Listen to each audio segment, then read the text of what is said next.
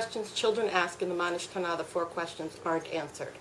However, when you compare the way the questions appear in the Haggadah to the questions as they appear in the Mishnah, things become a little bit more clear. In the Haggadah, the first 2 questions about chametz u'matzah and why don't we eat normal vegetables on this night, we eat maror, are the same as they appear in the Mishnah.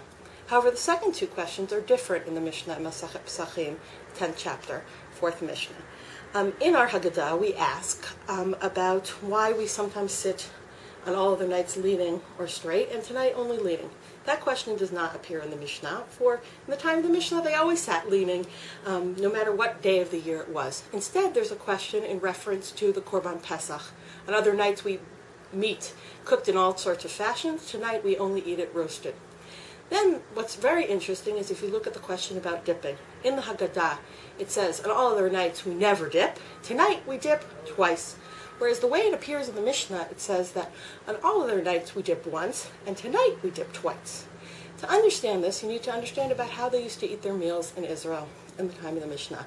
Normally they had a first course in which they dipped vegetables, and that was normative all year round. On Pesach, however, there was an extra time when they dipped. That was the dipping of the maror into the charoset. And so the focus of that question is really asking about the maror. In the time period of the Gemara in Babylonia, they had a very different way of eating. And they didn't understand this question. They said, what? We don't dip every night once. And they changed the language of the question to say, on all of the nights we don't even dip once. Tonight we dip twice. And they said the reason we're asking this question is not to focus on the maror anymore, but so that the children were asked about this weird habit of dipping. Once there was no question anymore about the maror, a question about maror was added to the Mishnah because it's so significant. However, if you look actually at the manuscripts in the Mishnah and how the Mishnah appears in the Yerushalmi, you'll see that there are actually only 3 questions. One about chametz u'matzah, one about dipping, which is really a question about maror, and one about the Korban Pesach. And then you see, actually, that the questions that the child asks make a lot of sense. According to the flow of the Mishnah, the food is brought in, placed on the table, and suddenly the child asks about the core of the meal.